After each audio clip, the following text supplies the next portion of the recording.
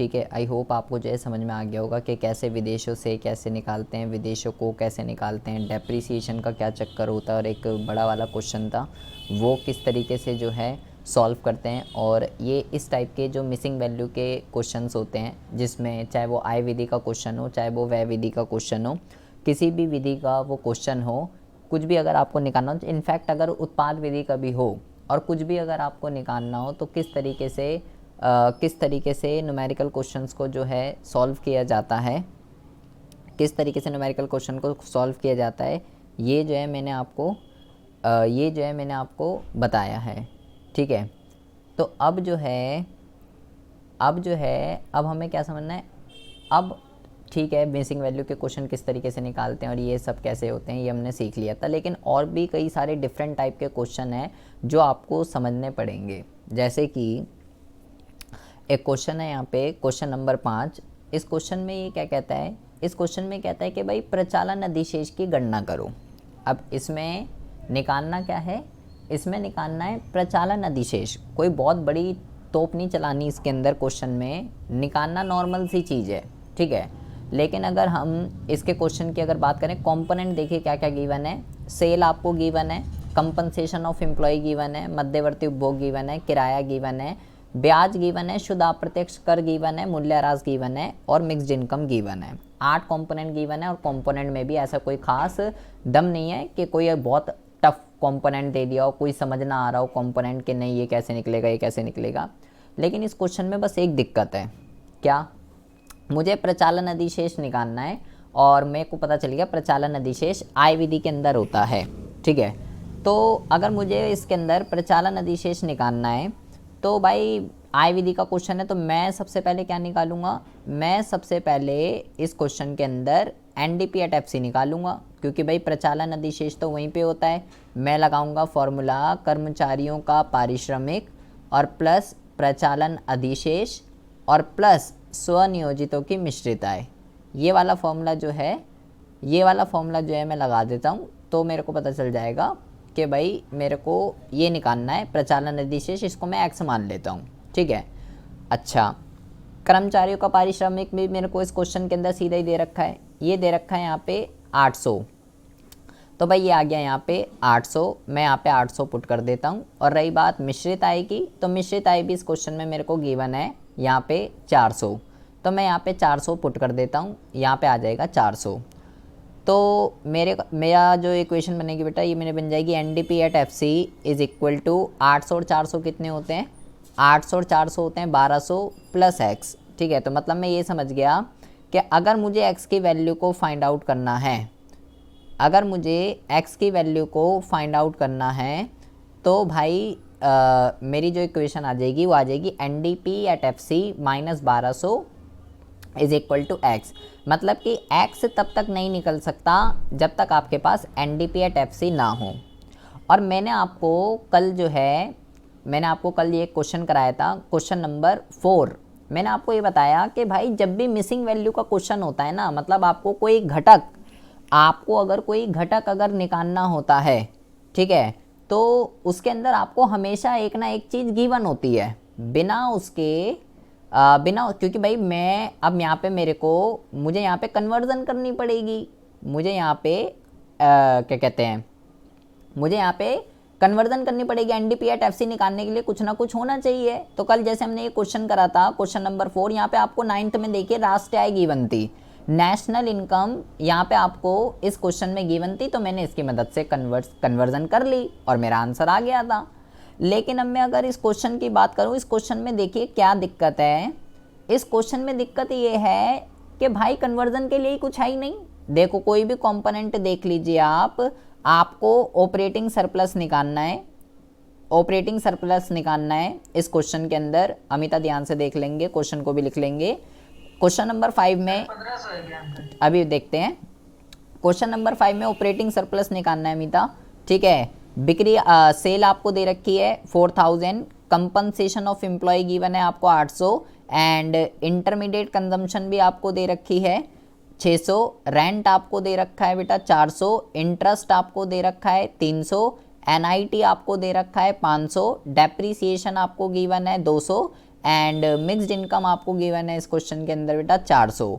तो मेरे को ऑपरेटिंग सरप्लस निकालना है, तो इनकम मेथड का ये क्वेश्चन है, तो मैंने इनकम मेथड का लगाया, तो मैं तो यहाँ पे फंस गया अब, क्योंकि भाई कन्वर्जन, जब तक कुछ कन्वर्जन, अब हम क्या करते थे, हम करते थे कि भाई एनडीपी एट एफसी चाहिए, और यहाँ पे कुछ ना कुछ कन्वर्जन के लिए दे रखा होता था, तो उससे कन्वर्ट कर लेते थे इस क्वेश्चन को। लेकिन अब आप इस क्वेश्चन को देखो, अब यहाँ तो ऐसा कोई कंपोनेंट ही नहीं दे रखा, ना घरेलू आय, ना राष्ट्रीय आय, ना जीडीपी, जीएनपी, कुछ है ही नहीं। तो आप क्या करें भी, आप कैसे कन्वर्ट होगा, इसलिए मैंने इस क्वेश्चन को यहाँ पे जो है पुटअप करा है। अच्छा क्वेश्चन है ये, ठीक है। तो अब यहाँ पे आप एक चीज़ देखिए, यहाँ पे आपको ना 2 कंपोनेंट और दे रखे हैं। एक तो यहाँ पे देखिए, एक तो यहाँ पे आपको दे रखा है बिक्री, और एक यहाँ पे दे रखा है आपको मध्यवर्ती उपभोग। तो मैं ये समझ गया, ये जो क्वेश्चन है बेटा 2 मेथड का कॉम्बिनेशन का क्वेश्चन है ये, ठीक है। यहाँ पे कन्वर्जन के लिए ही नहीं दे रखा कुछ, तो लेकिन आपको कुछ ना कुछ निकालने के लिए 2 कंपोनेंट दे रखे हैं। तो मैंने अगर ये सोचा कि भाई ये तो अभी मेरा यहाँ क्वेश्चन फंस गया, ये तो अभी यहाँ पे नहीं हो सकता, मैंने ये सोचा कि अगर मैं उत्पाद विधि का घटक दे रखा है, वो उत्पाद विधि से मैं क्या निकालता था, जीडीपी एट एमपी निकालता था। क्या करता था मैं निकालता था उत्पाद का मूल्य और माइनस मध्यवर्ती उपभोग, ये मैं कर देता था। Value of output minus intermediate consumption, ये हम कर देते थे। वैल्यू ऑफ आउटपुट और माइनस इंटरमीडिएट कंजम्पशन कर देते थे, आंसर आ जाता था। और मैंने आपको ये बताया था, जब ये ना हो, जब वैल्यू ऑफ आउटपुट ना गिवन हो, तो सेल और चेंज इन स्टॉक इसको जोड़ देते थे, बिक्री और स्टॉक में परिवर्तन, और माइनस मध्यवर्ती उपभोग, तो आ जाता था आंसर। अब मेरे को यहाँ पे क्या दे रखा है, देखो सेल गिवन है मुझे, यहाँ पे सेल कितनी दे रखी है, सेल मुझे गिवन है यहाँ पे 4000, तो मैं यहाँ पुट कर देता हूँ सेल 4000, लेकिन स्टॉक में परिवर्तन गिवन नहीं है मेरे को, ठीक है। ना तो अंतिम दे रखा, ना प्रारंभिक दे रखा, तो कोई दिक्कत नहीं है, मैं उसको यहाँ पे 0 पुट कर देता हूँ। अब नहीं है तो क्या करें। और मध्यवर्ती भी दे रखा है, मध्यवर्ती कितना दे रखा है, मध्यवर्ती दे रखा है मेरे को यहाँ पे 600, ये दे रखा है बेटा 600। तो अब मैं यहाँ पे इसको पुट कर लेता हूँ, ये हो जाएगा 4000 माइनस 600, एंड ये कितना हो जाएगा आपका, ये हो जाएगा 3400। ये क्या आ गया आपका, ये आ गया आपका जीडीपी एट एमपी उत्पाद विधि से। ये मैंने क्यों निकाला है, ये मैंने इसलिए निकाला है अब मेरे पास एक कंपोनेंट आ गया। अब मैं क्या कर सकता हूँ, अब मैं यहाँ पे जीडीपी एट एमपी यहाँ पुट कर देता हूँ, इसकी मदद से अब मैं इसको कन्वर्ट कर लूँगा। तो मुझे नेट निकालना है, मेरे पास ग्रॉस है, माइनस डेप्रीसिएशन कर देंगे। डीपी चाहिए, डीपी ठीक है, एफसी चाहिए, एमपी माइनस एनआईटी, ये पुट कर देते हैं यहाँ पे। तो ये मैंने कितना निकाल लिया, ये मैंने निकाल लिया 3400। डेप्रीसिएशन देख लेते हैं कितना दे रखा है क्वेश्चन के अंदर, 200 दे रखा है डेप्रीसिएशन, 200 दे रखा है डेप्रीसिएशन, और एनआईटी भी सीधा ही दे रखा है मेरे को, एनआईटी भी सीधा दे रखा है 500। तो 500 भी यहाँ पे जो है, 500 भी यहाँ पे जो है पुट कर देते हैं बेटा। तो 500, 600, 700, पहले चलो ऐसे कर लेते हैं, 3200 हो जाएगा, 3400 में से 200 गए 3200, और अब 3200 में से 500 को माइनस कर देते हैं, तो ये कितना आ जाएगा, ये आ जाएगा आपका 2700, ठीक है। अच्छा, अभी ए 2700 को कहाँ पे पुट करना है, ये 2700 को यहाँ पे पुट करना है। 2700 minus 1200 is equal to X, and ये आ जाएगा आपका 1500। इस लड़के ने बिल्कुल करेक्ट आंसर निकाला था, ठीक है। 1500 आ जाएगा आपका आंसर, बहुत बढ़िया, ठीक है। इस क्वेश्चन के अंदर बेटा खास बात क्या है, इस क्वेश्चन के अंदर खास बात ये है, ये मैंने क्यों यहाँ पे पुटअप किया है, और अच्छा क्वेश्चन है, अच्छा थीम है। हमें ऑपरेटिंग सरप्लस निकालना है, लेकिन कन्वर्जन के लिए कुछ नहीं गिवन है। तो हमें जैसे ऊपर वाले क्वेश्चन के अंदर क्वेश्चन नंबर 4 में आपको कन्वर्जन के लिए कुछ ना कुछ गिवन है, और मैंने बोला भाई गिवन ही होगा, लेकिन इस क्वेश्चन के अंदर गिवन नहीं है आपको, तो आपको मतलब मेहनत भी खुद ही करनी है। ये इसके अंदर लफड़ा है, घटक भी सिंपल थे, लेकिन ये 2 मेथड के कॉम्बिनेशन बन गया कि भाई पहले कन्वर्जन के लिए भी घटक तू खुद ही निकाल। अब वो व्यय विधि का भी हो सकता था, वो उत्पाद विधि का भी हो सकता था, वो किसी का भी हो सकता था बेटा। मैं ये नहीं कह रहा कि प्रोडक्ट हो सकता है वो यहाँ पे व्यय विधि के घटक देते, तो भी मैं जीडीपी या एमपी निकाल लेता उसकी मदद से। तो ऐसे वाले क्वेश्चन इस तरीके से सॉल्व किए जाते हैं। अगर आपको किसी भी मेथड का कोई घटक निकालना है, जैसे ऑपरेटिंग सरप्लस हो गया, किराया, ब्याज, लगान, कुछ भी निकालना है और आपको कन्वर्जन के लिए नहीं गिवन है, तो आपको किसी दूसरे मेथड के कंपोनेंट दे रखे होंगे, आपको पहले उस मेथड से जो है उस मेथड से जो हम वो टूल फाइंड आउट करते हैं वो आपको निकालना पड़ेगा और उसके बाद उसको हमें जो है कन्वर्ट करना पड़ता है।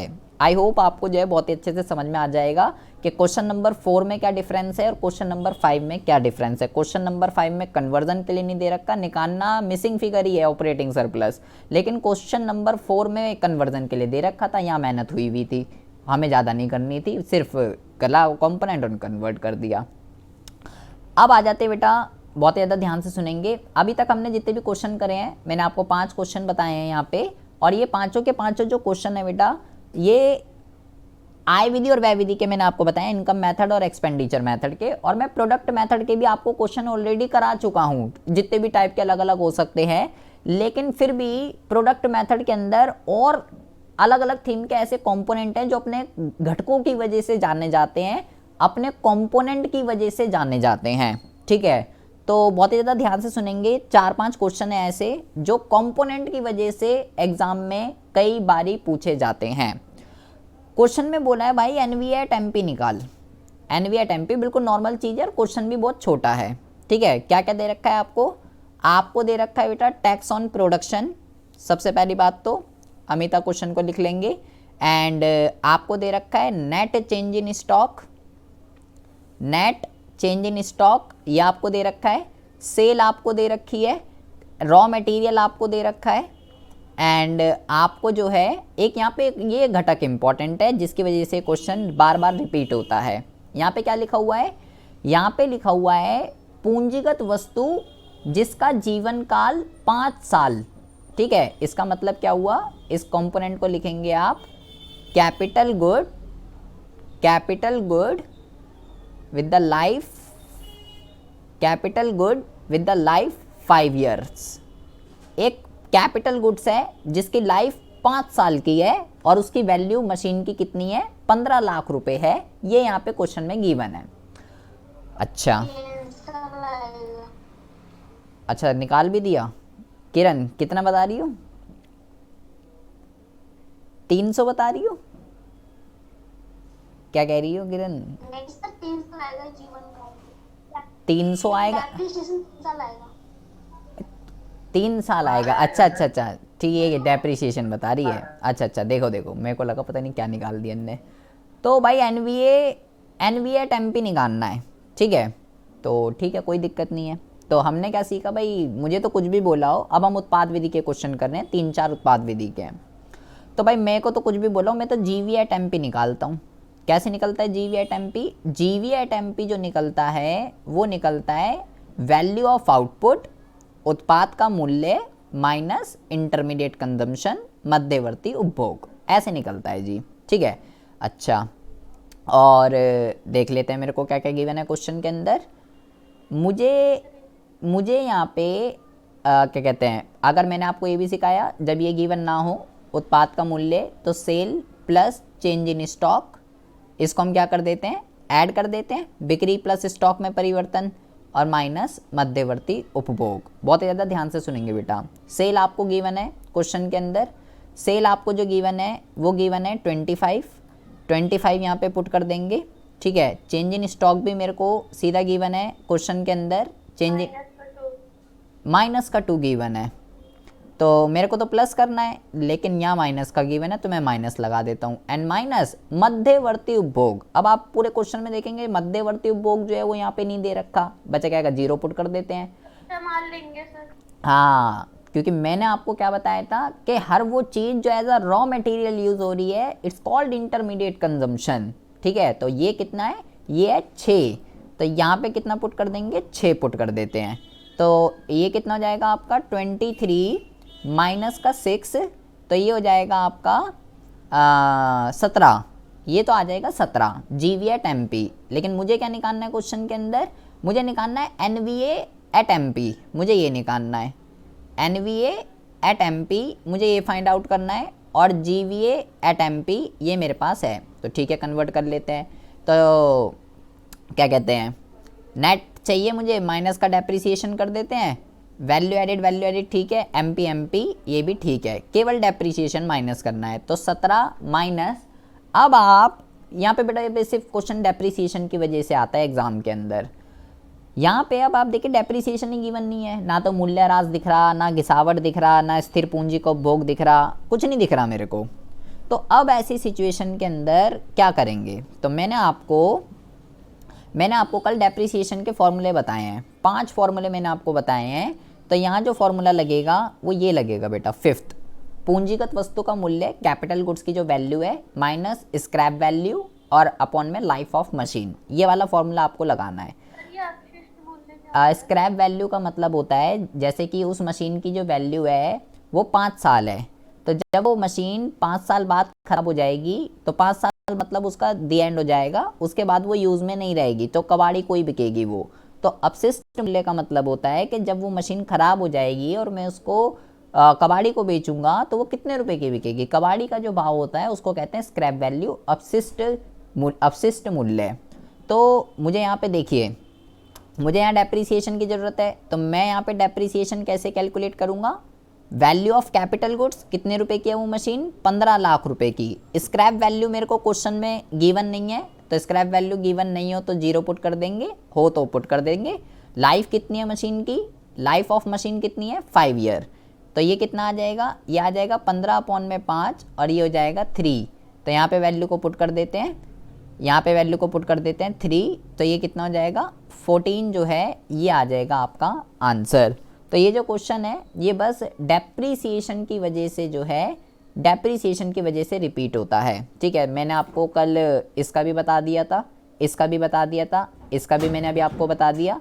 और जो ये दोनों फॉर्मूले हैं बेटा, थर्ड और फोर्थ, ये मैं आपको पहले भी बता चुका हूँ, ये बिल्कुल बेसिक क्वेश्चन जो होते हैं, ये जो दोनों फॉर्मूले हैं डेप्रीसिएशन के, ये जो बिल्कुल बेसिक क्वेश्चन होते हैं आय विधि और व्यय विधि के, ये उसमें लगते हैं बेटा। मतलब आपको अगर डेप्रीसिएशन की ज़रूरत है नॉर्मल कन्वर्जन करने में, मान लो आय विधि का वो क्वेश्चन है, और आपको ये दोनों घटक दे रखे होंगे, सकल घरेलू पूंजी निर्माण, शुद्ध घरेलू पूंजी निर्माण, क्वेश्चन है आय विधि का, लेकिन घटक मान लो इन दोनों में से कोई सा दे रखा है, तो बच्चा छोड़ देता है कि डेप्रीसिएशन तो गिवन ही नहीं है, और ये घटक तो उसको याद रहते हैं कि ये व्यय विधि के घटक हैं, सकल घरेलू पूंजी निर्माण तो व्यय विधि के अंदर लगता है, तो वो छोड़ देता है, वो 0 पुट कर देता है डेप्रीसिएशन। लेकिन वो भूल जाता है कि भाई ये डेप्रीसिएशन का फॉर्मूला है, जिसकी वजह से गलत हो जाता है क्वेश्चन।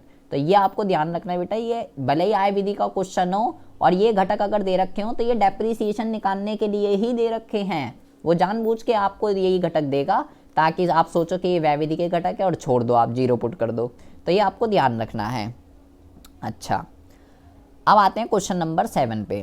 बेटा क्वेश्चन नंबर 7 भी अपने घटक की वजह से एग्जाम के अंदर पूछा जाता है। ठीक है, घटक देखिए क्या दे रखे हैं, निकालना तो बिल्कुल बेसिक है, NV/FC ही निकालना है, लेकिन घटक आपको क्या दे रखे हैं, देखिए बहुत ज़्यादा ध्यान से सुनेंगे। यहाँ पे लिखा हुआ है उत्पादक की टिकाऊ वस्तु जिसका जीवन काल 10 साल है। ऊपर क्या लिखा हुआ था, पूंजीगत वस्तु जिसका जीवन काल 5 ईयर है, ये लिखा हुआ था, कैपिटल गुड्स लिखे हुए थे।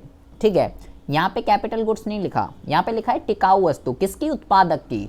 बेटा मैंने आपको ये बताया था जो गुड्स होते हैं वो कई तरीके के होते हैं। ठीक है, अगर आपको याद हो कंज्यूमर गुड्स के अंदर मैंने आपको बताया था एक होते हैं ड्यूरेबल गुड्स। टिकाऊ वस्तु का मतलब होता है ड्यूरेबल गुड्स, वो गुड्स जिसको अगर एक बारी अगर कंज्यूमर खरीद ले तो 10-15 साल तक की छुट्टी, TV, AC, fridge, washing machine, ये सब टिकाऊ वस्तुएं होती हैं, ड्यूरेबल गुड्स होते हैं, वो भोक्ता में मैंने आपको बताया था। और पूंजीगत वस्तु अभी बताते हैं। पूंजीगत वस्तु अगर मैंने आपको याद हो, मैंने आपको बेटा पूंजीगत वस्तु उत्पादक यूज करता है। ठीक है, क्या बताया था मैंने, जो उत्पादन की प्रक्रिया में लंबे समय तक चलती हैं, अगर एक बारी उत्पादक अगर खरीद ले तो भाई 10-15 साल तक की छुट्टी, उसी से ही प्रोडक्शन करता रहेगा वो। तो कैपिटल गुड्स प्रोड्यूसर के पॉइंट ऑफ व्यू से ऑल्सो ड्यूरेबल गुड्स है, क्योंकि भाई ड्यूरेबल गुड्स वो होते हैं जो 10-15 साल तक चलते हैं। तो जो कैपिटल गुड्स होते हैं वो प्रोड्यूसर यूज करता है 10-15 साल तक, तो उसके लिए भी वो ड्यूरेबल गुड्स है। तो यहाँ पे हम लिख देते हैं प्रोड्यूसर ड्यूरेबल गुड्स, इसको हम क्या बोलेंगे, इसको हम बोलेंगे producer durable goods with the life of 10 year. एक ऐसा प्रोड्यूसर गुड्स, एक ऐसा ड्यूरेबल गुड्स है जिसकी लाइफ 10 साल है और 10 लाख रुपए की वो मशीन है। मतलब कहने का मतलब ये है मशीन ही, कैपिटल गुड्स ही दे रखा है, लेकिन उसकी लैंग्वेज अलग कर दी उसने। अच्छा, अब देखिए दूसरा, यहाँ पे लिखा हुआ है, रॉ मटेरियल है। हाँ तुम कुछ कर तो सकती हो लेकिन तुम कुछ करोगी नहीं। यहाँ पे लिखा हुआ है थोड़े दिन से पढ़ाई नहीं कर। हाँ मैं तभी कह रहा हूँ, यहाँ पे लिखा हुआ है उत्पादक की एकल उपयोग वस्तु। मतलब कि ये क्या दे रखा है आपको, ये दे रखा है आपको producer single uses goods, producer single uses goods ये दे रखे हैं। अगर आपको याद हो, मैंने आपको ये बताया था कि भाई प्रोड्यूसर गुड्स जो होते हैं ना वो दो तरीके के होते हैं, एक होते हैं कैपिटल गुड्स और एक होते हैं इंटरमीडिएट गुड्स। मतलब एक जो प्रोड्यूसर होता है वो दो तरीके के गुड्स यूज़ करता है, एक करता है कैपिटल और एक करता है इंटरमीडिएट, मध्यवर्ती और पूंजीगत वस्तु यूज़ करता है, जिसमें मैंने आपको बताया था all capital goods are producer goods. सभी पूंजीगत वस्तुएं उत्पादक वस्तुएं होती हैं, लेकिन सभी उत्पादक वस्तुएं पूंजीगत वस्तुएं नहीं होती। ये लाइन बताई थी कि भाई ये कैपिटल गुड्स थोड़ी है, ये तो एक बार यूज़ करेगा ख़त्म हो जाएगी। तो ये क्या दे रखा है, ये दे रखा है इंटरमीडिएट। ये क्या दे रखा है कि प्रोड्यूसर वो गुड्स, प्रोड्यूसर ऐसे गुड्स को यूज़ कर रहा है जिसका यूज़ केवल एक ही बार ही हो सकता है। एकल उपयोग वस्तु भोक्ता के पॉइंट ऑफ व्यू से बताई थी ना मैंने आपको कि जिसको भोक्ता एक बार यूज़ करे ख़त्म हो जाता है, दूध, ब्रेड, अंडे, ये सारी की सारी चीज़ें।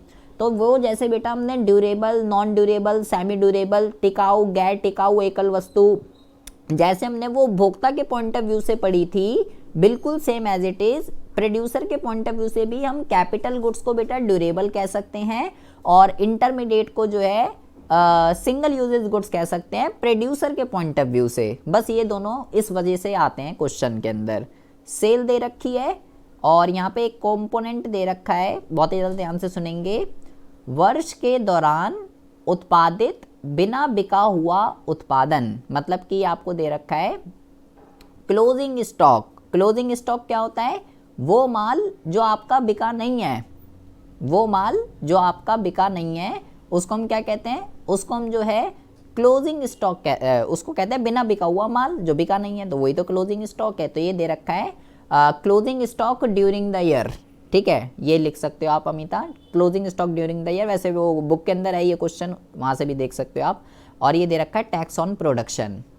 अच्छा, बस यहाँ पे ये घटक जो है ना, ये घटक क्या है ये आपको समझना है। ये दोनों ये समझ गए तो बात खत्म ही हो जाएगी मेरे क्वेश्चन की। अब मैं जो है इसके अंदर सबसे पहले क्या निकाल लेता हूँ, जीवी एट एमपी निकाल लेता हूँ। कैसे निकलेगा जीवी एट एमपी, ये निकलेगा आपका उत्पाद का मूल्य माइनस मध्यवर्ती उपभोग, ऐसे निकलेगा ये, ठीक है।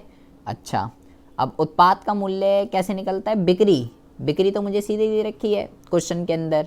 बिक्री का है ये रहा, कितनी दे रखी है 20 बिक्री, और प्लस स्टॉक में परिवर्तन। स्टॉक में परिवर्तन गिवन नहीं है मेरे को, चेंज इन स्टॉक गिवन नहीं है। क्लोजिंग स्टॉक तो गिवन है लेकिन ओपनिंग गिवन नहीं है, तो क्लोजिंग जो है वो तो 2 है, ओपनिंग गिवन नहीं है तो मैं 0 लिख देता हूँ। भाई क्लोजिंग माइनस ओपनिंग होता है ना चेंज इन स्टॉक, तो क्लोजिंग तो पता है लेकिन ओपनिंग नहीं पता तो 0 पुट कर देते हैं। और माइनस मध्यवर्ती उपभोग, तो मध्यवर्ती उपभोग में यहाँ पे क्या लिखा हुआ है, ये बेटा ये मध्यवर्ती उपभोग है, क्योंकि मैंने क्या बोला कि प्रोड्यूसर के पॉइंट ऑफ व्यू से सिंगल यूजेज गुड्स कौन से होंगे, जो इंटरमीडिएट है। प्रोड्यूसर बेसिकली 2 टाइप के गुड्स यूज़ करता है, इंटरमीडिएट और कैपिटल, यही दोनों यूज़ करता है। तो जो वो मध्यवर्ती वस्तु को यूज़ करता है उसको हम एकल उपयोग वस्तु भी कहते हैं, क्योंकि जो मध्यवर्ती वस्तुएं हैं वो एक बार उपयोग करने के बाद ख़त्म हो जाती हैं। तो ये मैं यहाँ पे पुट कर देता हूँ 5। इसको सॉल्व कर लेते हैं।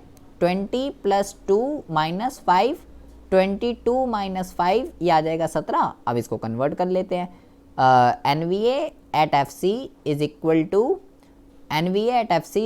to GVA at MP।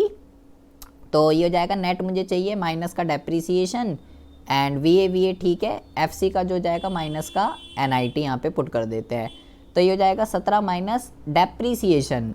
अब डेप्रीसिएशन फिर देखिए, फिर डेप्रीसिएशन कैसे निकालेंगे, अगेन वही फॉर्मूला लगाएंगे, क्योंकि यहाँ पे क्या दे रखा है, producer durable goods with the life of 10 year. और 10 लाख रुपए की वो मशीन है। तो मैंने बोला जो कैपिटल गुड्स जो होते हैं, पूंजीगत वस्तुएं, उसको उत्पादक के नज़रिए से टिकाऊ वस्तु भी कह सकते हैं, ड्यूरेबल गुड्स भी कह सकते हैं। तो फॉर्मूला लगाएंगे, क्या होता है, कितनी वैल्यू है, स्क्रैप वैल्यू नहीं गिवन है तो ये आ जाएगा, तो 10/10, तो डेप्रीसिएशन कितना आ जाएगा, एक आ जाएगा डेप्रीसिएशन, तो 1 पुट कर देते हैं। एंड NIT ये दे रखा है बेटा, यहाँ पे उत्पादन पर कर तो दे रखा है 1, लेकिन सब्सिडी गिवन नहीं है यहाँ पे, तो कोई दिक्कत नहीं है, मैंने आपको पहले ही चालबाजी बताया हुआ हूँ मैं इसकी, मैं 0 पुट कर देता हूँ। तो ये कितना हो जाएगा, ये हो जाएगा 17 -1, तो ये कितना आ जाएगा आपका, ये भी आपका जो है 15 आ जाएगा आपका आंसर। तो यहाँ पे जो है क्या कहते हैं, सिर्फ ये जो क्वेश्चन है बेटा, ये अपने घटकों की वजह से जाने जाते हैं, अपने कंपोनेंट्स की वजह से जाने जाते हैं, और एग्ज़ाम में कई बारी जो है ये क्वेश्चन पूछे जा चुके हैं। अच्छा, अब देखेंगे, संजना ध्यान से देख लेंगे इस क्वेश्चन को। ये भी क्वेश्चन बहुत ही अच्छा है, ठीक है, कई बारी ये आया हुआ है क्वेश्चन भी, ये भी कंपोनेंट की वजह से, क्योंकि यहाँ जो कंपोनेंट दे रखे हैं वो बच्चों को समझ नहीं आते हैं, बस ये इसी वजह से ये क्वेश्चन आता है, और कोई इसका रीज़न नहीं है, ठीक है। तो पहले मैं आपको ज़रा कॉन्सेप्ट समझा दूँ। चलो पहले घटक देखते हैं, देखो घटक क्या क्या दे रखे हैं। पहले लिखा हुआ है NV@FC निकालना है इसके अंदर भी। अच्छा, आप ये मत सोचना कि यार सभी में NV@FC, अच्छा इसमें NV@MP निकालना था, इसमें NV@FC निकालना था, वो कुछ भी निकालने के लिए बोल सकता है आपको, ऐसा कोई कंपलसरी नहीं है कि NV@FC पूछेगा या MP पूछेगा, कुछ भी आ सकता है, 3 ही है VA के अंदर। तो देखो क्या क्या दे रखा है यहाँ पे, स्थानीय बाजार में किसान द्वारा गेहूं की बिक्री, ठीक है, गेहूं की बिक्री कहाँ पे, स्थानीय बाजार में, डोमेस्टिक अपने घरेलू बाजार के अंदर। एक किसान द्वारा ट्रैक्टर की खरीद, सरकार द्वारा किसान से गेहूं की प्राप्ति, वर्ष के दौरान परिवार द्वारा गेहूं का उपभोग, आर्थिक सहायता, और वर्तमान पूंजी स्टॉक के रखरखाव पर व्यय।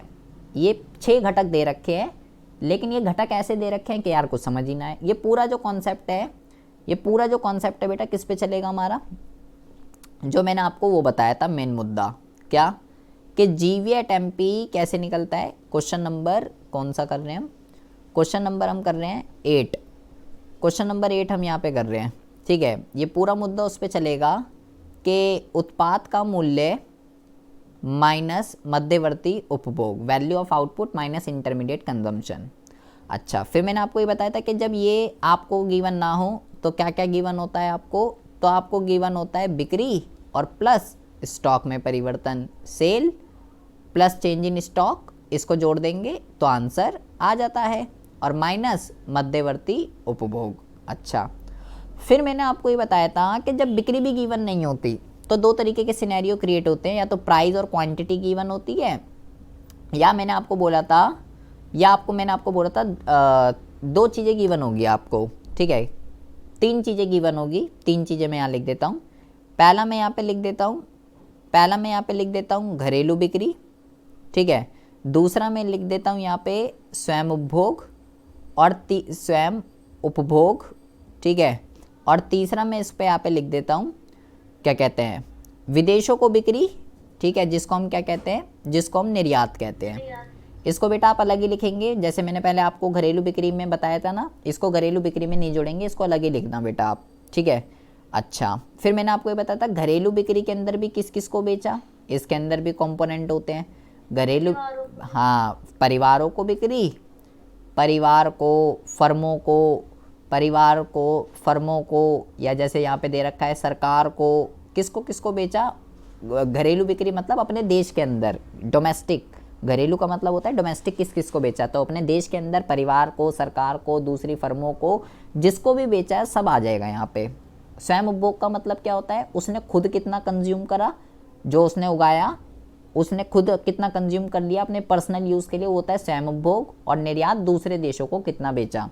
जब मैं इन सबको जोड़ दूंगा तो मेरे पास बिक्री आ जाएगी। ये बेटा इसी की वजह से आता है क्वेश्चन, क्योंकि बिक्री निकालने का यहाँ चक्कर है। और स्टॉक में परिवर्तन माइनस मध्यवर्ती उपभोग, ये कॉन्सेप्ट आपको पहले बहुत ही अच्छे से पता होना चाहिए, तभी जाके ये क्वेश्चन को हम कर पाएंगे, क्योंकि यहाँ जो घटक दे रखे हैं वहाँ पे यही फंडा जो है वो लगने वाला है। ठीक है, चलो मेरे को समझ में आ गया। तो मैं यहाँ पे अगर मैं वैल्यू को पुट करना चाहूँ, मुझे यहाँ पे स्वयं उपभोग भी दे रखा है, परिवारों को बिक्री, फर्मों को, सरकार को, सब दे रखा है। ठीक है, क्वेश्चन को करने के लिए आपको ये कॉन्सेप्ट जो है बहुत ही अच्छे से पता होना चाहिए, क्योंकि जब तक आपको ये कॉन्सेप्ट नहीं पता होगा तब तक ये क्वेश्चन जो है वो नहीं हो सकता। मैंने आपको ये भी बताया था इसको इन क्वेश्चनों को करने के लिए कि भाई अगर बिक्री डायरेक्ट गिवन हो और घरेलू बिक्री या निर्यात में कुछ भी गिवन हो तो नहीं लेते, या घरेलू बिक्री भी गिवन हो और इसका कोई कंपोनेंट भी हो तो भी नहीं लेते। ये सारी चीज़ें आपको जो है ध्यान रखनी है। लेकिन यहाँ पे आपको बिक्री गिवन नहीं है। ठीक है, मैं अगर क्वेश्चन में देखूँ तो मुझे इस क्वेश्चन के अंदर बिक्री जो है, सेल आपको जो है इस क्वेश्चन के अंदर गिवन नहीं है, तो मुझे कंपोनेंट को जोड़ना ही पड़ेगा। ठीक है, तो मैं यहाँ पे क्या करता हूँ, मैं यहाँ पे जो है मेरे को चाहिए डोमेस्टिक सेल चाहिए मेरे को। तो डोमेस्टिक सेल के लिए डोमेस्टिक सेल भी मेरे को जो है सीधा गिवन नहीं है इस क्वेश्चन के अंदर। अगर होती तो ठीक है, तो अभी तो मेरे को नहीं है गिवन। तो अब मेरे को 3 चीज़ें जोड़नी है। परिवारों को उसने कहाँ कहाँ बेचा, फर्मों को उसने कहाँ कहाँ बेचा, और सरकार को कहाँ कहाँ बेचा।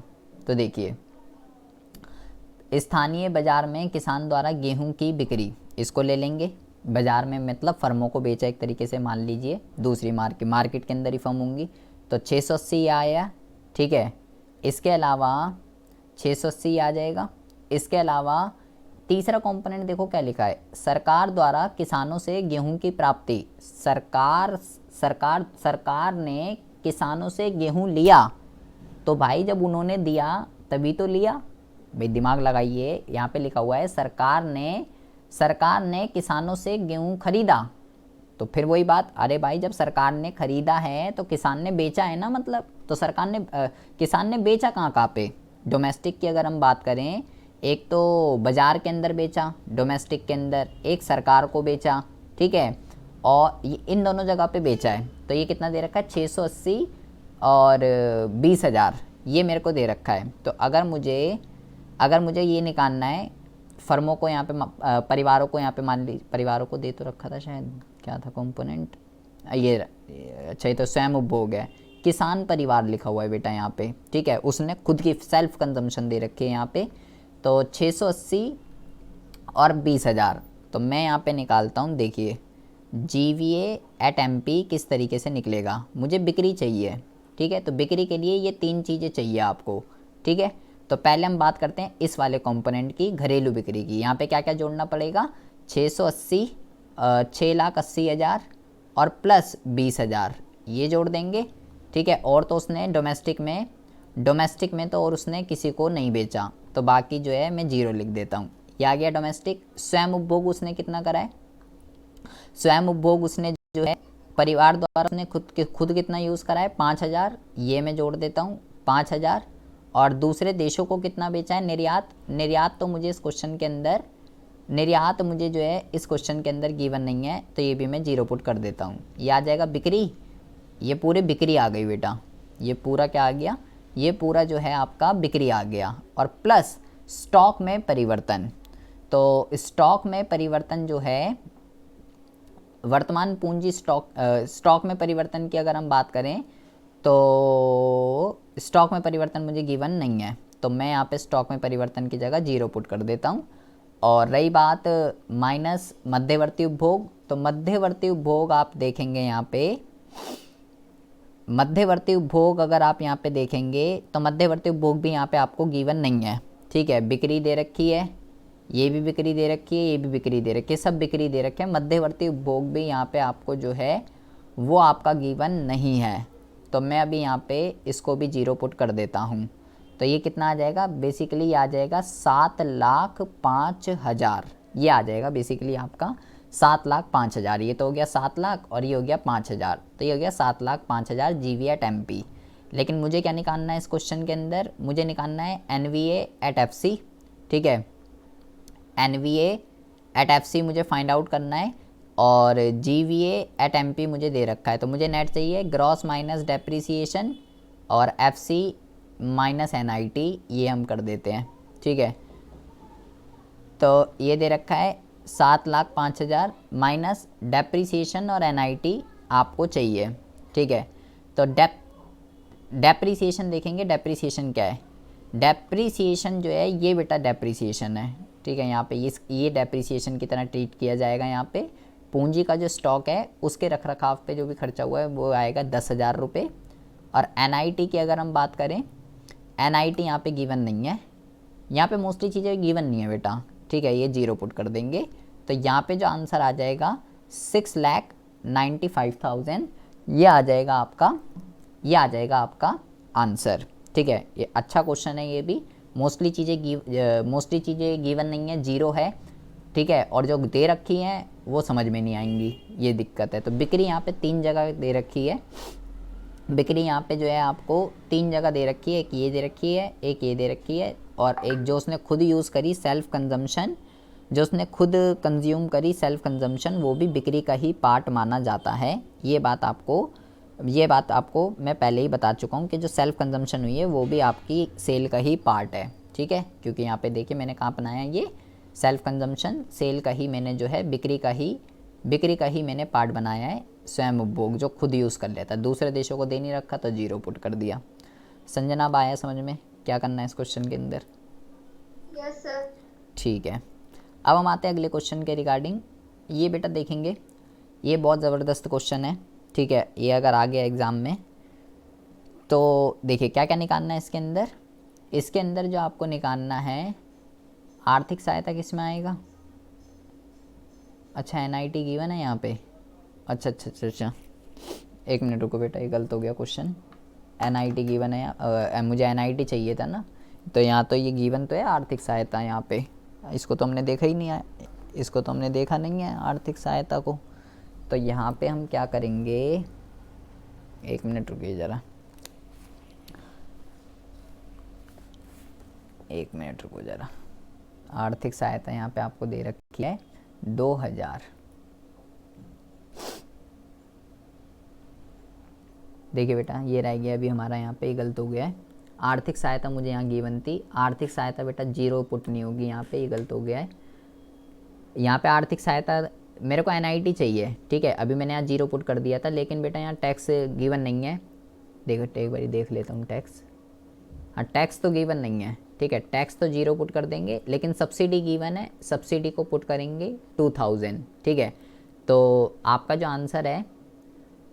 आंसर है ये क्या हो जाएगा, ये हो जाएगा आपका, इसको यहाँ से हटाएंगे, ये आ जाएगा 7 लाख, इसको चलो मैं इसमें से माइनस ही कर देता हूँ, ये आ जाएगा 6,95,000 और माइनस ये कितना जाएगा, 0 में से ये गए, ये आ जाएगा माइनस का 2,000, और ये कितना हो जाएगा 6,95,000 और प्लस का 2,000, तो ये आ जाएगा 6,97,000, ये आएगा बेटा करेक्ट आंसर इसका। मैंने सब्सिडी नहीं देखी थी, ये सब्सिडी रह गई थी यहाँ पे, ये दे रखी है सब्सिडी यहाँ पे। तो इस तरीके से जो है इस क्वेश्चन को हम क्या कर लेंगे, इस तरीके से इन क्वेश्चंस को जो है हम सॉल्व कर लेंगे। अच्छा अब यहाँ पे आ जाइए, इस क्वेश्चन को देखेंगे। इस क्वेश्चन के अंदर देखिए क्या क्या निकालना है, इसमें निकालना है, एक तो पहला पार्ट में निकालना है आपको value of output at market price, ठीक है, बाज़ार कीमत पर उत्पाद का मूल्य, ठीक है। दूसरा आपको क्या निकालना है, GVA एट MP, ये दूसरा ये निकालना है। तीसरे में निकालना है NVA एट MP, और चौथे में आपको निकालना है NVA एट FC। ये निकालनी है बेटा, पहला ये, दूसरा ये, तीसरा ये और चौथा ये, ठीक है। अच्छा कंपोनेंट देखेंगे, ओपनिंग स्टॉक गिवन है, क्लोजिंग स्टॉक गिवन है, रॉ मटेरियल गिवन है, परचेज ऑफ रॉ मटेरियल ये आपको गिवन है, सेल आपको गिवन है, ठीक है, एंड कॉरपोरेट टैक्स निगम कर आपको दे रखा है, ठीक है, कॉरपोरेट टैक्स आपको गिवन है। अवितरित लाभ को क्या कहते हैं, अवितरित लाभ को कहते हैं अनडिस्ट्रीब्यूटेड प्रॉफिट आपको गिवन है। डिविडेंट आपको गिवन है, रेंट आपको गिवन है, लगान को किराया कहते हैं, डेप्रिसिएशन गिवन है, इनडायरेक्ट टैक्स आपको गिवन है, सब्सिडी आपको गिवन है, आर्थिक सहायता, वेजेस एंड सैलरी गिवन है, और इंटरेस्ट गिवन है, ये आपका क्वेश्चन है। ठीक है, निकालना क्या है इसके अंदर वो देखिए। सबसे पहले निकालना है value of output at market price, बाजार कीमत पर उत्पादन का मूल्य, ये निकालना है। देखिए क्वेश्चन नंबर कौन सा है ये, क्वेश्चन नंबर 9 है ये। ठीक है, तो इसके अंदर मुझे निकालना है पहला वाला पार्ट हम कर रहे हैं, पहले वाला। तो भाई उत्पादन का मूल्य मतलब उत्पाद का मूल्य बेसिकली आपको निकालना है। तो कैसे निकलता है, बिक्री प्लस स्टॉक में परिवर्तन, ऐसे ही तो निकलता है, बिक्री प्लस स्टॉक में परिवर्तन, सिर्फ उत्पाद का मूल्य बेटा, स्टॉक में परिवर्तन, सिर्फ इसकी बात चल रही है। ठीक है, उत्पाद के मूल्य की, मध्यवर्ती उपभोग माइनस नहीं करना इसमें से, क्योंकि उसने बोला है कि केवल उत्पादन का मूल्य निकालना है बाजार कीमत पर, तो मध्यवर्ती उपभोग थोड़ी ना माइनस करेंगे इसमें से, वो तो फिर ये आ जाएगा, अगले वाला नीचे वाला आ जाएगा, पहले ऊपर वाला निकालना है। तो बिक्री कितनी दे रखी है, देखिए बिक्री आपको दे रखी है 3200, बिक्री आपको दे रखी है 3200 और प्लस स्टॉक में परिवर्तन, चेंज इन स्टॉक कैसे निकलेगा, ओपनिंग गिवन है, क्लोजिंग गिवन है, तो इसमें से इसको डिडक्ट कर देते हैं, कितना आ जाएगा 400, 1200 में से 800 गए 400, तो पहले वाले पार्ट का जो आंसर है आपका ये आ जाएगा आपका 3600, ये आ जाएगा आपका उत्पाद का मूल्य। दूसरे में क्या निकालना है, दूसरे में निकालना है जीवी एट एमपी। तो जीवी एट एमपी कैसे निकलता है, उत्पाद का मूल्य माइनस मध्यवर्ती, तो उत्पाद का मूल्य तो मैं निकाल ही चुका हूँ 3600, अब इसमें से क्या और माइनस कर दूंगा, इंटरमीडिएट कंजम्पशन और माइनस कर देता हूँ। तो इंटरमीडिएट कंजम्पशन देखिए कहाँ, रॉ मटेरियल दे रखा है, डायरेक्ट नहीं गिवन है इंटरमीडिएट कंजम्पशन, तो जो रॉ मटेरियल होता है वही इंटरमीडिएट कंजम्पशन होती है। तो 1400 ये दे रखा है 1400, तो ये आ जाएगा 0022, 6 में से 4 गए 2 3, हाँ ठीक है 2200 आ जाएगा बेटा आपका GVA एट MP।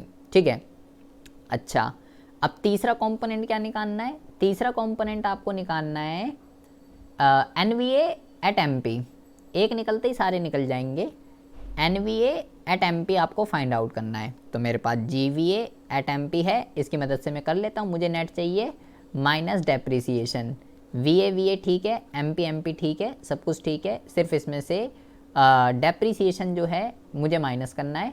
तो डेप्रिसिएशन देख लेते हैं, डेप्रिसिएशन ये दे रखा है 400, तो यहाँ पे पुट कर देते हैं 400, यहाँ पे पुट कर देते हैं 400, तो यहाँ पे जो आ जाएगा आपका आंसर ये आ जाएगा 1800। और लास्ट वाले पार्ट में क्या निकालना है, NVA एट FC, ये निकालना है। अब मैं किसी से भी कन्वर्ट कर सकता हूँ बेटा, मेरे पास दोनों चीज़ें हैं, NVA, हाँ NVA एट FC निकालना है, अब मैं किसी से भी कन्वर्ट कर सकता हूँ। ठीक है, मेरे पास GVA भी है, NVA भी है, जो जहाँ से आपको मन अच्छा लगे। मैं मान लो मैं यहाँ से कन्वर्ट करना चाहता हूँ, तो माइनस NIT और कर देते हैं बस। ठीक है, तो ये आ जाएगा 1800 माइनस NIT, NIT जो है NIT इनडायरेक्ट टैक्स तो ये दे रखे 300, सब्सिडी भी दे रखी है यहाँ पे 100, तो 300 माइनस 100, 300 माइनस 100 ये आ जाएगा। तो यहाँ पे पुट कर देते हैं, यहाँ पे पुट कर देते हैं 1800 माइनस 200, तो ये कितना हो जाएगा, ये हो जाएगा बेटा आपका 1600। तो एक निकलते ही सब निकल जाएंगे, बस यहाँ ये डराने के लिए बाजार कीमत बाजार कीमत बाजार कीमत ये यहाँ पे इसलिए लिख दिया, उत्पाद का मूल्य ये वो फलाना। क्वेश्चन में वैसे कुछ ऐसा खास दम नहीं था। ठीक है, लेकिन समझना है आपको, जब तक यही नहीं निकलेगा तब तक दूसरा नहीं निकलेगा, जब तक दूसरा नहीं, सब एक दूसरे से अटैच हैं, जब तक पहला नहीं निकलेगा तो दूसरा नहीं निकलेगा, दूसरा नहीं निकलेगा तो तीसरा नहीं निकलेगा, और जब तीसरा ही नहीं निकलेगा तो फिर बात ही ख़त्म हो गई। जब 3 पार्ट हुए ही नहीं तो फिर चौथा कैसे निकलेगा। अब हम बात करते हैं बेटा लास्ट क्वेश्चन के रिगार्डिंग। लास्ट क्वेश्चन जो है इसमें आपको क्या निकालना है, कीमत प्रति इकाई निकालनी है, कीमत प्रति इकाई। हाँ जी, इतना जो क्वेश्चन है हम उसको ऐसे भी तो बना सकते हैं, DPFC निकाल के सर आए विधि से, उसके बाद आय विधि से नहीं मेरे भाई, बनाया सर आंसर सेम आया। नहीं आय विधि से आप जो है आय विधि से ADP कैसे कम करोगे? नहीं नहीं NVA, नहीं नहीं, ये इस लड़के ने क्या करा है, NVO, नहीं नहीं ये लड़का भी ठीक कह रहा है।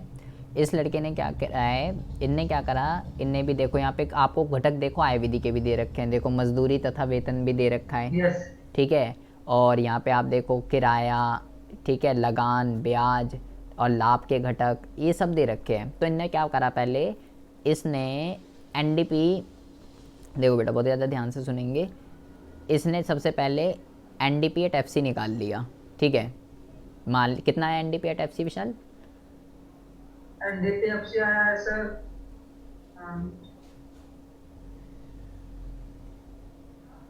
1600 आया सर। ठीक है, मान लीजिए 1600, 1600। ठीक है ठीक है, 1600 आ गया एनडीपी एट एफसी, ठीक है। अब इसने क्या करा, अब यहाँ पे देखो बेटा, मैंने तो आपको क्या बताया, ये मुझे ये सारी चीज़ें निकालनी है, जीवीए वगैरह ये सब चीज़ें निकालनी है। तो बेटा मैंने आपको एक चीज़ बताई थी, अगर आपको याद हो, मैंने आपको ये बोला था कि जीडीपी एट एमपी जो है ना, जीडीपी एट एमपी जो है वो सिग्मा होता है किसका? जीवीए एट एमपी का। मतलब हर पर्टिकुलर सेक्टर का जीवीए जोड़ना पड़ेगा आपको, मतलब कि जीवीए एट एमपी जोड़ना पड़ेगा प्राइमरी का, ठीक है, और जीवीए एट एमपी जोड़ना पड़ेगा सेकेंडरी का, और इसी तरीके से जीवीए एट एमपी जोड़ना पड़ेगा सर्विस सेक्टर का। अगर बेटा मैंने आपको एक चीज़, इस लड़के ने उस दिन भी इसी लड़के ने पूछी थी कि क्या जीडीपी एट एमपी बराबर हो सकता है जीवी एट एमपी के? क्या ये चीज़ पॉसिबल है? क्या जीडीपी, मैंने आपको बताया था बेटा ये बड़ा होता है, ठीक है, क्योंकि वो उन तीनों क्षेत्रों का सम है। और ये क्या होता है, ये क्या बताता है? ये बताता है कि एक पर्टिकुलर इंडस्ट्री ने कितनी प्रोडक्शन करी है। तो अगर पूरी की पूरी अर्थव्यवस्था के अंदर केवल एक ही उद्योग है, अगर पूरी अर्थव्यवस्था में एक ही उद्योग है, तो भाई ये दोनों बराबर हो जाएंगे। तो इसने क्या करा, वैसे तो क्वेश्चन में नहीं दे रखा कि जी एक अर्थव्यवस्था के अंदर एक उद्योग है, तो फिर भी यहाँ पे और तो कोई सेक्टर ऐसा अलग अलग क्वेश्चन में दे नहीं रखा कि प्राथमिक ये, द्वितीयक ये, तृतीयक ये, तो इसने अज्यूम कर लिया एक ही है, ठीक है। मतलब जो जीडीपी है वही जीवीए है। तो इसने क्या करा, इसने एनडीपी एट एफसी की मदद से जीडीपी एट एमपी निकाल लिया, एनडीपी एट एफसी ऊपर निकाल लिया न्याय विधि से, और इसने इसको कन्वर्ट कर लिया। लेकिन मेरे भाई जीवीए का क्या करा फिर तुमने? जीवीए निकालना है ना इस क्वेश्चन में, तो ये कैसे करा निकाल? जीडीपी एमपी निकाले सर, जीवीए एमपी निकल गया सर, एक के अच्छा, हाँ ठीक है, सॉरी मैं खुद ही कंफ्यूज हो गया बताते। देखो तो मुझे ग्रॉस चाहिए, तो नेट दे रखा है, net plus depreciation, and DP ठीक है, और एमपी प्लस एनआईटी, ठीक है, ये कर दिया इसने। ये इसने निकाल लिया 1600, और डेप्रिसिएशन जो क्वेश्चन के अंदर गिवन है 400 गिवन है, 400, और एनआईटी जो गिवन है मेरे को वो हमने निकाला था यहाँ पे अभी 200 गिवन है यहाँ पे, ठीक है, 200 आ गया यहाँ पे। तो ये कितना हो जाएगा? ये हो जाएगा 2200। ये 2200 क्या आया है? ये 2200 आया है जीडीपी एट एमपी, लेकिन मुझे जीडीपी एट एमपी नहीं निकालना, मुझे तो जीवीए निकालना है। तो मैंने बोला ये बराबर होंगे। ये देखो हमारे पहले पार्ट में आंसर कितना आ रहा था? 2200 आ रहा था, है ना। तो मैंने बोला जीडीपी एट एमपी बराबर होगा किसके? जीवीए एट एमपी के, अगर अर्थव्यवस्था में केवल एक ही उद्योग है। तो मतलब अगर जीडीपी एट एमपी 2200 है, तो जीवीए एट एमपी भी कितना होगा? वो भी 2200 ही होगा, ठीक है जी।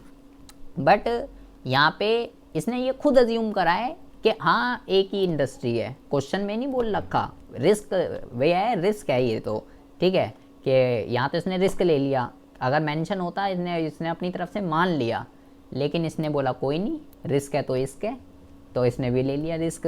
तो फिर मज़े ले लिए इनने कि आ गया बराबर, तो ठीक है कोई बात नहीं। अब हम बात करते हैं लास्ट उसके रिगार्डिंग।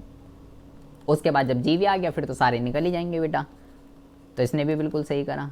एग्जाम में ऐसे रिस्क लेने में नहीं रिस्क है फिर तो कुछ और ही हो जाएगा फिर तो नहीं, ऐसा ले सकते हो, कोई दिक्कत वाली बात नहीं है। लेकिन अगर मैं होता तो मैं शायद नहीं करता ऐसा, क्योंकि ये रिस्क वाला। अभी तो चलो अभी तो इनने क्रॉस चेक कर लिया कि मैं इससे कर रहा था और इसने इससे कर लिया, आंसर सेम आ गया। अब एग्जाम में इतना हाँ सर उत्पादन, मेरे को लगा उत्पादन का मूल्य नहीं दिया हुआ है, मतलब मध्यवर्ती, इसीलिए। अच्छा, लेकिन नहीं मध्यवर्ती तो मध्यवर्ती दे तो रखा है, कच्चा माल को ही तो बोलेंगे मध्यवर्ती। हाँ इसमें तो रिस्क है तो इसके कोई नहीं। चलो देखो अब हम लास्ट क्वेश्चन की बात करते हैं। लास्ट क्वेश्चन में निकालना है बेटा प्राइस पर यूनिट निकालने हैं, ठीक है। तो GVA at MP is equal to, ये होगा आपका उत्पाद का मूल्य। इसमें देख लेंगे, ये मैंने क्वेश्चन इसलिए लिया है, ये पहले भी मैं करा चुका हूँ, बट ये मैंने इसलिए लिया, इसमें बहुत बच्चों को दिक्कत हो रही थी। तो देखिए ये कैसे निकलेगा, ये निकलेगा बिक्री और प्लस स्टॉक में परिवर्तन, बिक्री प्लस स्टॉक में परिवर्तन माइनस मध्यवर्ती उपभोग, और जब बिक्री ना दे रखी हो तो price into quantity plus plus stock में परिवर्तन, स्टॉक में परिवर्तन माइनस मध्यवर्ती उपभोग। ठीक है, अब यहाँ पे लिखेंगे GV at MP is equal to, price मुझे निकालना है, इसको तो मैं x मान लेता हूँ। ठीक है, और क्वांटिटी, क्वांटिटी देख लीजिए ये कितना दे रखा है, ये दे रखा है 1000, ये 1000 दे रखा है, और plus change in stock, change in stock यहाँ से निकल जाएगा, क्लोजिंग स्टॉक ये दे रखा है, ओपनिंग स्टॉक ये दे रखा है। तो 3000 में से 2000 को माइनस कर देंगे, 3000 में से 2000 को माइनस कर देंगे, माइनस इंटरमीडिएट कंजम्पशन, ये दे रखा है बेटा डेप्रिसिएशन, ये दे रखा है, ये दे रखा है इंटरमीडिएट कंजम्पशन 12000, ये दे रखा है 12000। ठीक है, तो यहाँ पे आप लिखेंगे GVA at MP is equal to, इन दोनों को मल्टीप्लाई कर लेंगे, ये हो जाएगा 1000x प्लस इसको सॉल्व कर लेंगे, ये हो जाएगा 1000। ठीक है, और माइनस 12000। अब ऐसा मत कर देना बेटा ये 1000 और 1000 2000 लिख दो कहीं। ठीक है, वो पता है मेरे को, जिसके पास मैथ नहीं है वो तो ऐसे ही करेगा, लेकिन बेटा ये दोनों ऐड नहीं हो सकते क्योंकि ये वेरिएबल है, इसके पास x है और ये कांस्टेंट है, इसमें से इसको डिडक्ट कर दीजिए, ये आ जाएगा 11000। एंड मेरा जो क्वेश्चन बनेगा ये बनेगा GV एट MP, 11000 को इधर ले आइए। ठीक है, इज इक्वल टू 1000 और x इसके साथ यहाँ पे चल रहा है, आपको x की वैल्यू निकालनी है। तो x की वैल्यू कैसे निकलेगी, x की वैल्यू निकलेगी इस तरीके से, वो गुणा में है तो भाग में आता है, जो भाग में होता है वो भाग जाता है, वो गुणा में चला जाता है, जो गुणा में होता है वो भाग में आ जाता है। तो मैं समझ गया भाई x की वैल्यू तो तब तक नहीं निकल सकती जब तक GV एट MP नहीं आएगा, तो मेरे को तो GV एट MP निकालना पड़ेगा पहले। अच्छा, यहाँ पे अब आपको मैंने क्वेश्चन ही आधा लिख दिया, एक मिनट रुकिए ज़रा। यहाँ पे आपको दे रखा है प्रोडक्शन टैक्स एंड ये आपको दे रखा है सेल टैक्स। ठीक है, यहाँ पे आपको दे रखा है क्वांटिटी, एक घटक और दे रखा है बेटा आपको, एक मिनट रुकिए ज़रा। देखिए ये बेटा ये मैंने नहीं लिखा था, ये आपको दे रखा है GV एट FC, इस क्वेश्चन के अंदर गिवन है 13000। अब मैं क्या करूँगा, मैं इसकी मदद से भाई मुझे जो है GV एट MP चाहिए और मेरे को जो है GV एट FC मुझे जो है गिवन है। ठीक है, तो ग्रॉस ठीक है, वैल्यू एडिड ठीक है, MP प्लस NIT ये और जोड़ देते हैं। तो ये मुझे जो कितना गिवन है, ये मुझे जो गिवन है ये है 13000 ये गिवन है। NIT देख लेते हैं, NIT कैसे निकलता है बेटा, इनडायरेक्ट टैक्स माइनस सब्सिडी। अब यहाँ देखो टैक्स दो दे रखे हैं, हाँ ये दोनों को जोड़ना पड़ेगा, प्रोडक्शन टैक्स और सेल टैक्स दोनों ही इनडायरेक्ट टैक्स होते हैं। तो 6000 और सब्सिडी गिवन नहीं है बेटा, तो ये 6000 यहाँ पे आ जाएगा और सब्सिडी गिवन नहीं है। ठीक है, तो ये आपका हो जाएगा 19000। ये क्या आ गया GVA at MP, GVA at MP कितना आ गया 19000। क्यों निकाला मैंने, ताकि यहाँ पे पुट कर सकूँ इसको, 19000 प्लस 11000 अपॉन में 1000 इज इक्वल टू x। तो ये हो जाएगा आपका 30000 अपॉन में 1000 इज इक्वल टू x, 30 से 30 और 30 इज इक्वल टू x। तो प्राइस पर यूनिट कितना आ गया, प्राइस पर यूनिट आ गया 30 रुपये। ठीक है, 8 क्या निकाल दिया, 30 रुपये आएगा, 30 रुपये आ जाएगा प्राइस पर यूनिट। संजना आ रही है बात समझ में, उस दिन आपसे नहीं हो, संजना आवाज आ रही है? Yes sir. अब आ गया समझ में क्वेश्चन? यस सर आ गया। अमिता आवाज आ रही है? समझ में आए हैं क्वेश्चन सारे के सारे?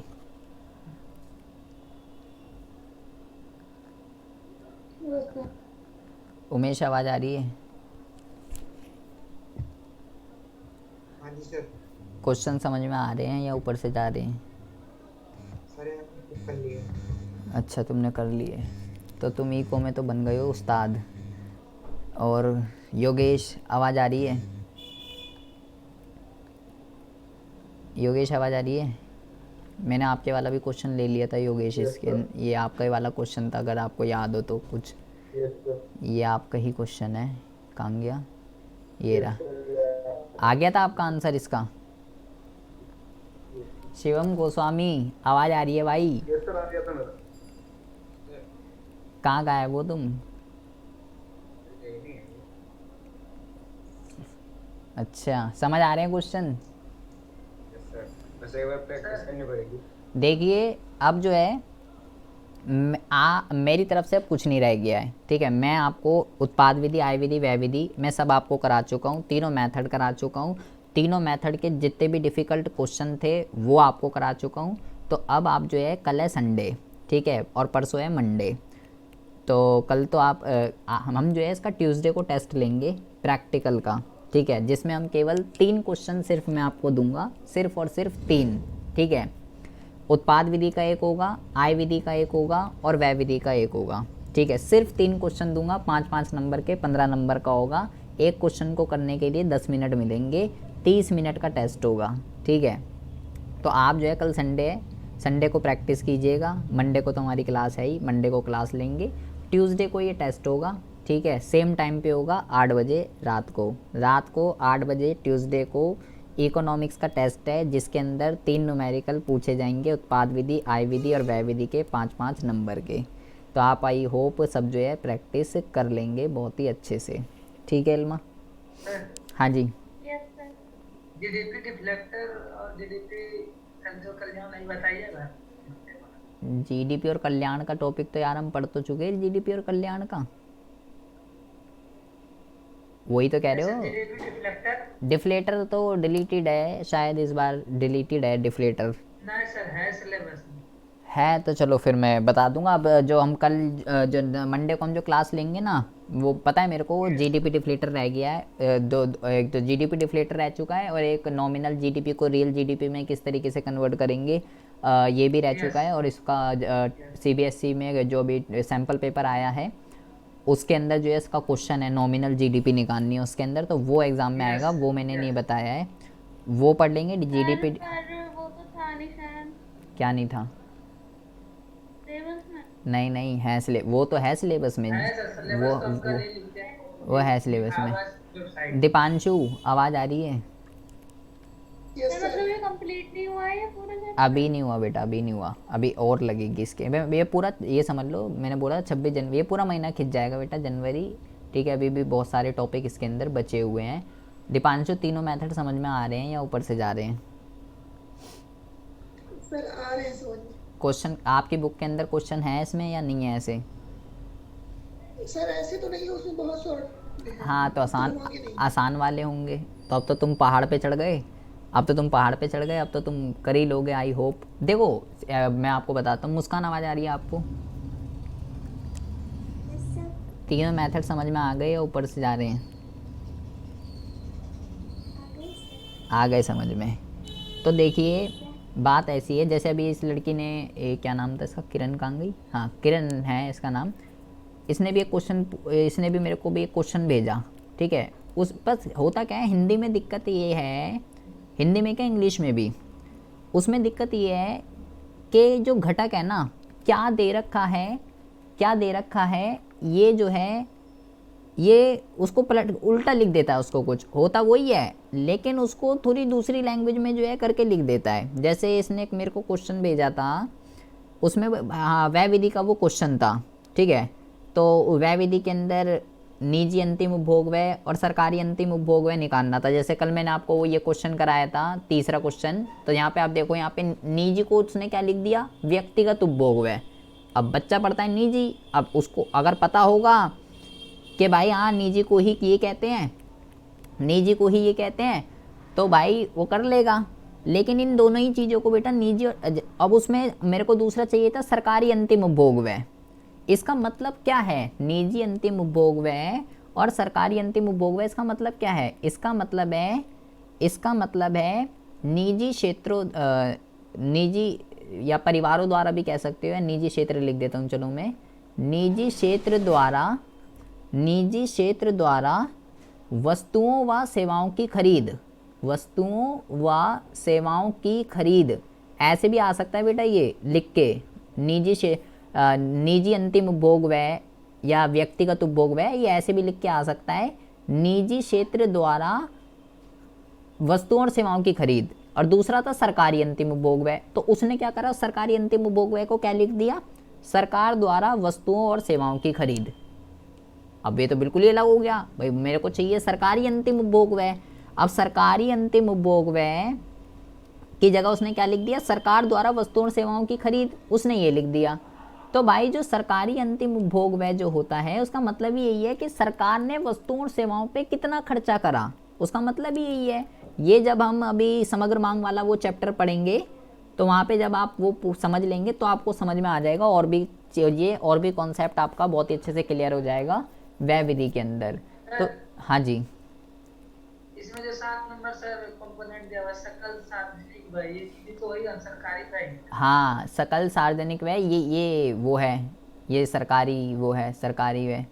निवेश, ये दे रखा है सकल सार्वजनिक व्यय, निवेश व्यय आएगा यहाँ पे, निवेश व्यय आएगा, सकल सार्वजनिक निवेश व्यय आएगा। ये जो उसका घटक है ना व्यय विधि का, ये वो ही दे रखा है, ये व्यय, सर जो तीनों को प्लस करें। हाँ जो मैंने वो बताया था वो है ये। तो भैया ये हमारा हो चुका है, वैसे न्यूमेरिकल कंप्लीट हो चुके हैं, टेस्ट भी मैंने आपको बता दिया है, तो प्रैक्टिस कर लीजिएगा। कल संडे है, बहुत ही अच्छे से, मंडे को क्लास होगी, ठीक है, और ट्यूसडे को टेस्ट होगा। क्लास हम अपनी कोई ख़राब नहीं करने वाले हैं, वैसे ही ये बहुत दिनों से चल रहा है ये चैप्टर। क्लास होगी, ट्यूसडे को टेस्ट होगा सेम 8 बजे। प्रैक्टिस कीजिएगा, जो भी ना हो व्हाट्सएप पे मेरे से पूछ लीजिएगा, प्रैक्टिस कीजिएगा बिना, क्योंकि क्वेश्चन मैं बनाऊँगा और मैं बनाऊँगा तो उसमें घटक भी ऐसे ही होंगे जो सीधी तरीके से समझ में ना आए। केवल वही कर सकता है जिसका बेस क्लियर है, जिनने एक एक चीज़ें अच्छे से पढ़ी हैं, ठीक है। तो बुक में से तो एक भी नहीं होगा क्वेश्चन, लेकिन जब तक बुक के नहीं करोगे तब तक आपको चालबाजियाँ समझ नहीं आएंगी, ठीक है इल्मा। मैं बुक सेंड कर दूंगा आपको, कौन सी चाहिए। सर हम बाहर आए हुए हैं, तो घर में नहीं है। हाँ तुम ज़िंदगी के मज़े लो, घूमो, यहाँ दुनिया घर में बैठी हुई है लॉकडाउन में, तुम कहाँ घूम रही हो। सर हम फंस गए हैं। क्या हो रहे हैं, सर हम फंस गए हैं वहाँ पे। फंस, अच्छा तुम कहीं गई होगी और लॉकडाउन लग गया, ऐसा है क्या। चलो बहुत बढ़िया, मैं वो भेज दूंगा, बुक सेंड कर दे, मतलब क्वेश्चन सेंड कर दीजिए। ठीक है ठीक है, मैं बुक सेंड कर दूंगा, उससे कर लीजिएगा, ठीक है जी। विपिन आवाज़ आ रही है आपको, आ ही रही होगी आपको तो, हाँ ये तुम्हारा नेट का है, तुम्हारी ये हेडफोन दिक्कत करता है। और कौन है, विशाल को तो आएगी समझ में, ठीक है जी। चलो जाइए अब, खाना वाना खाइए, ज़िंदगी के मज़े लीजिए, मौज लीजिए, रोज़ लीजिए, ना मिले तो खोज लीजिए। अरे भैया नेट ही, चलिए मिलते हैं नेक्स्ट में।